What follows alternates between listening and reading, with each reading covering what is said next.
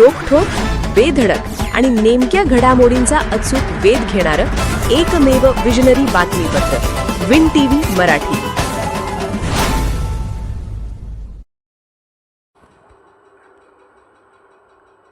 मुरगुड येथील खंडणीच्या गुन्ह्यातील 3 आरोपींना अटक.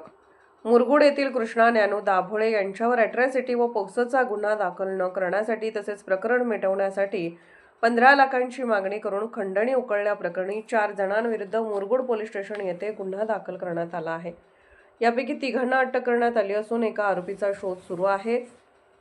अटक केलेल्या तेजपाल युवराज कांबळे यांच्याकडून खंडणीच्या रकमेतून खरेदी केलेले सुमारे 2,66,000 रुपयांचे सोने पोलिसांनी जप्त केले आहे. कृष्णा ज्ञानू दाभोळे हे सध्या अॅट्रॉसिटी व पोक्सो गुन्ह्यात सब जेल कोल्हापूर येथे न्यायालयीन कोठडीत आहेत. दाभोळे यांच्यावर गुन्हा दाखल न करण्यासाठी तसेच प्रकरण मिटवण्यासाठी ऋषिकेश धेंडे राहणार संभाजीनगर कोल्हापूर, तेजपाल युवराज कांबळे, सौरभ दिनकर कांबळे आणि प्रकाश शंकर यादव यांनी 1 जानेवारी सायंकाळी 5:30 ते 12 जानेवारी 2026 रोजी रात्री 12 वाजेपर्यंत वेळोवेळी मुरगुड नाका परिसरात योगेश कृष्णा दाभोळे यांच्या राहत्या घरी तसेच मडिलके गावच्या फाट्याजवळील शेत रस्त्यावर जीवे मारण्याच्या धमक्या देत 15 लाख रुपयांची मागणी केली. शिवेगाळ करत समक्ष तसेच फोनद्वारे धमक्या देऊन त्यांनी खंडणी स्वरूपात रक्कम उकळल्याचा आरोप आहे.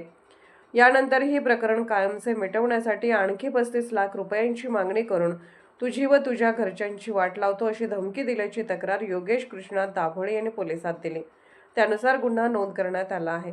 गुन्हा दाखल झाल्यानंतर आरोपींनी प्राथमिक चौकशीत कबुली दिल्याने तेजपाल युवराज कांबळे वय 27, प्रकाश शंकर यादव वय 57, दोघेही राहणार पुष्पनगर तालुका भुदरगड आणि सौरभ दिनकर कांबळे वय 19 राहणार जुनी मोरे कॉलनी संभाजीनगर कोल्हापूर यांना अटक करण्यात आली आहे.